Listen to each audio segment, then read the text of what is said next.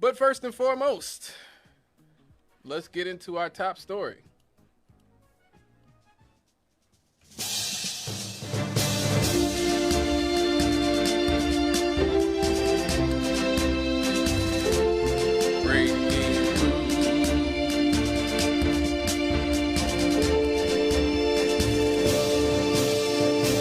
All right, let's get in action. Oh, wait up. You know what? For this segment, we might have to do.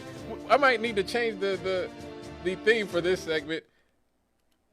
This is more appropriate.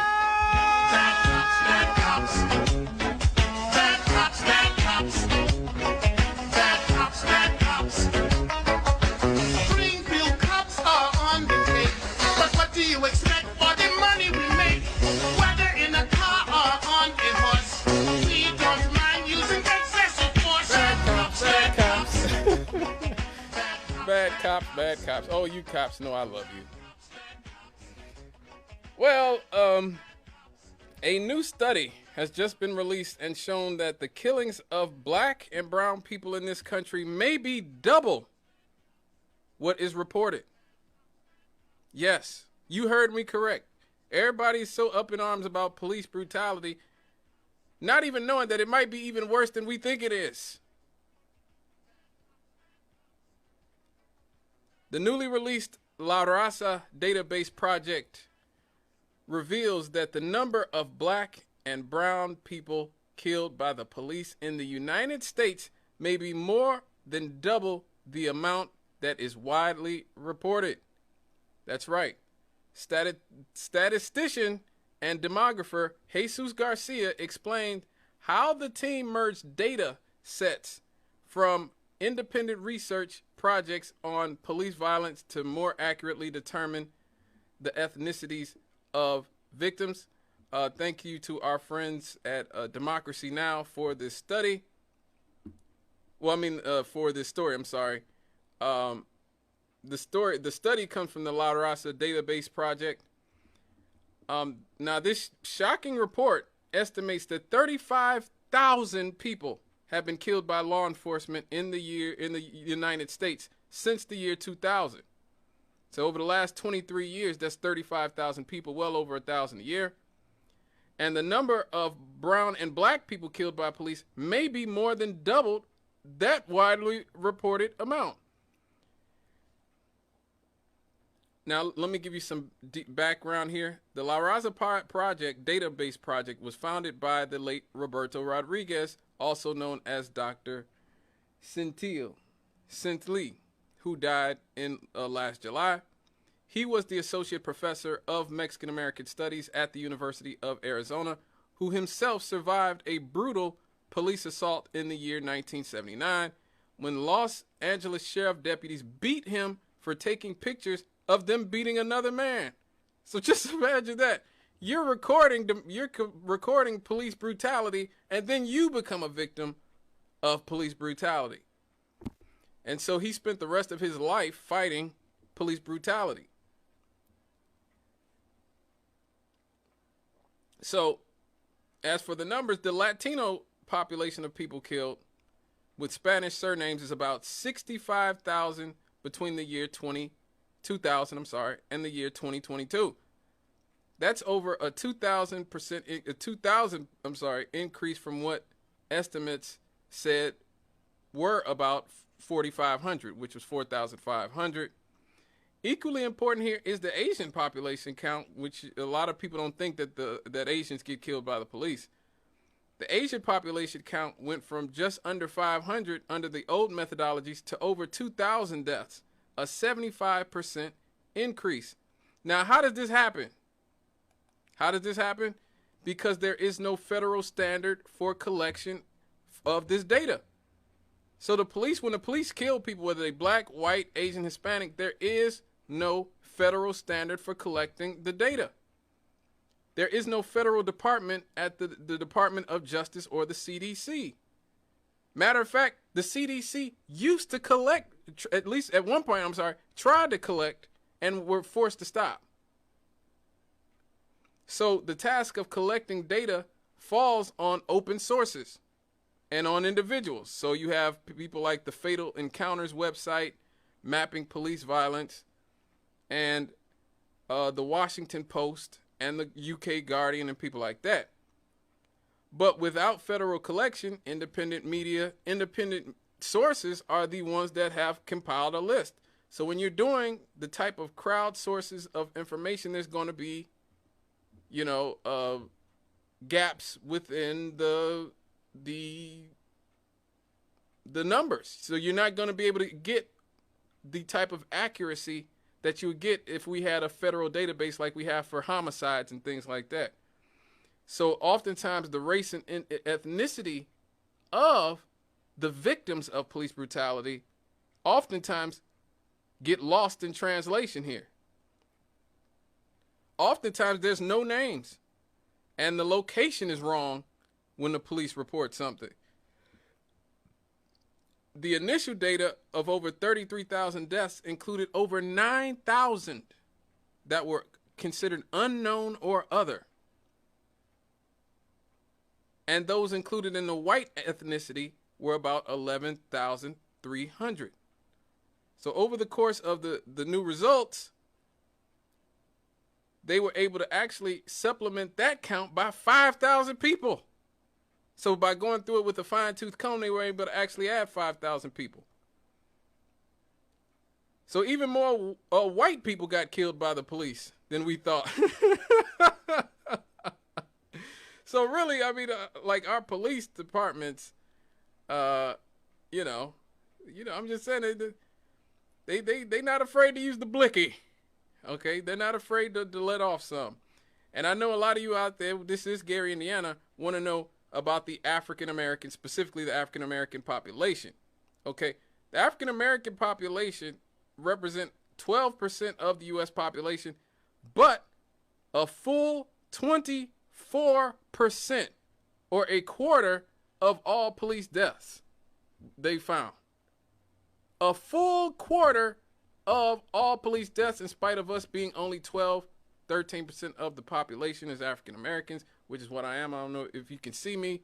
You can see I am a black person. Okay.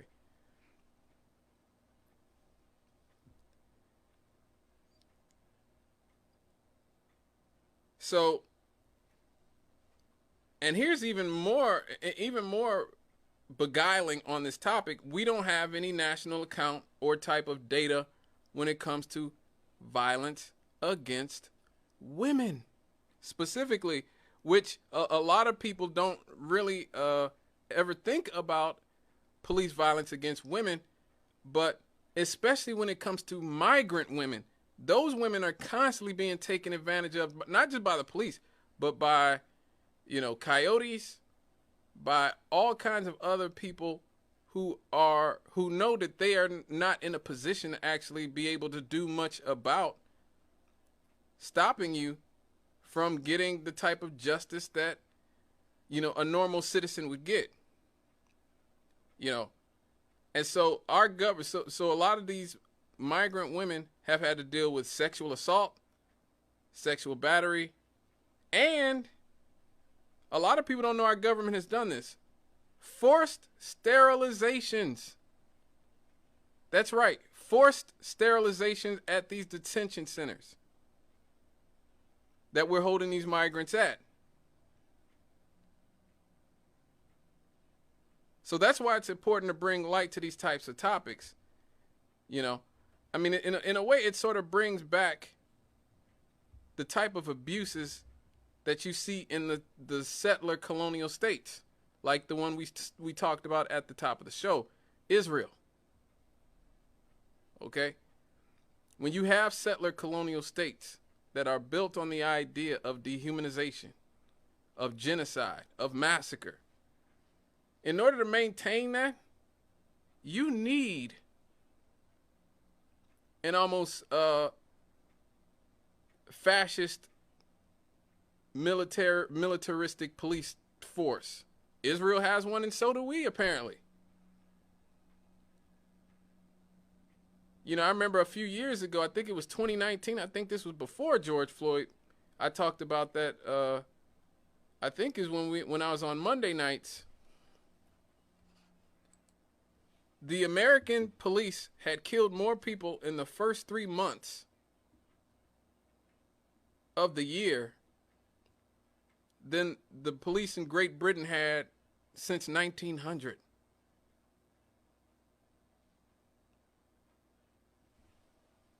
Right. Since 1900.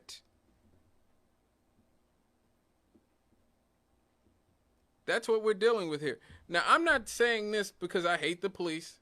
I think the sort of abolish the police, all cops are bastards mentality is immature. And a lot of people on the left, I can't even just blame liberals for this, you know. This is a lot of people on the actual left, even people I like and respect who have this sort of, oh, all cops are bastards, they're all pigs. Look, cops are working class people for the most part. Most of them are working class people. I went to school with cops. I got cops in my family, multiple cops in my family. So no, I don't hate the police. And from polling, most black people don't hate the police. At the height of the George Floyd Black Lives Matter protests, 80% of black people said that they either wanted to maintain police presence or increase police presence. So it's important to say, to let you guys know that most black people don't hate the police. Most black people don't want to get rid of the police. A lot of that is left-wing, like I said, immature nonsense. I don't agree with it. Even as a leftist, I don't agree with it. I understand people being frustrated by police brutality and the seemingly endless string of, you know, police snuff films we have to watch on the internet, YouTube, Facebook, Twitter. I mean, every day it seems like you're watching somebody get beaten or killed by the police. Like, I just watched the video of this brother who was wrongfully incarcerated for 16 years. He was wrongfully incarcerated for 16 years.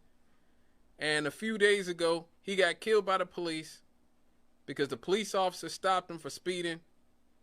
And he was so upset with the police officer, him and the police officer getting a fight, an actual fight, like a physical fight, and the cop kills him.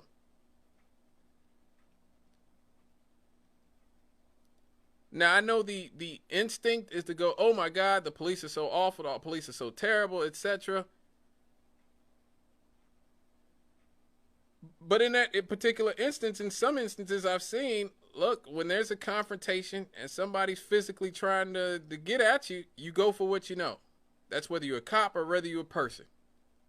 You know, and if somebody's trying to beat your head in, you might shoot them.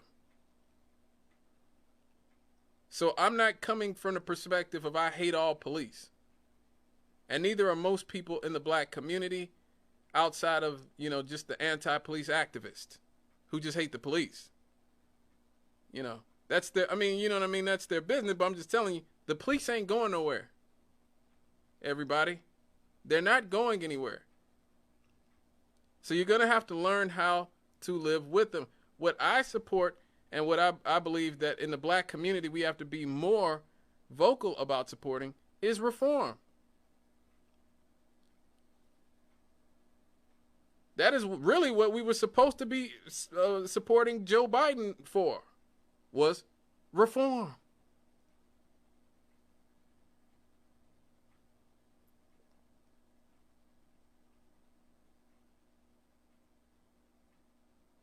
You dig me? You know, things like getting rid of qualified immunity, things like, you know, making police have insurance. So if they kill somebody or they have a history of police brutality or being trigger happy, they're unable to get insured to be police officers.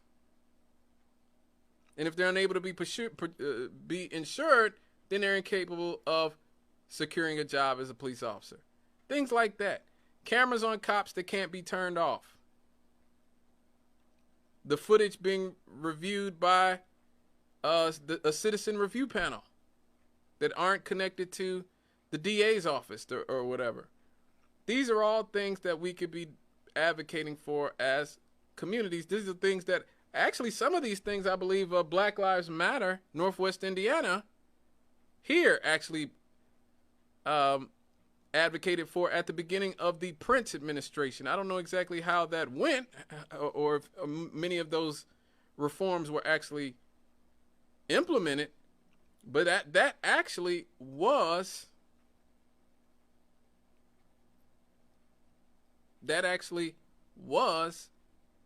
what was supposed to be happening. Reform.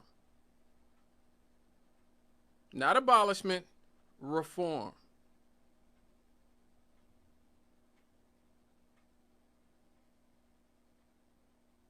And it's important that we know that there is a difference. Vilifying the police, dehumanizing citizens is not going to get us anywhere. The polls are very, very clear. Most black people just want the police to do their job and be held accountable when they don't do their job. It is that simple. It really is that simple. All right, folks. Got to go to my first break here. Give me a call, 219-885-1371. That number again, 219-885-1371. This is My Country with Scott Cannon. I'll be right back, and we could talk about something else that's a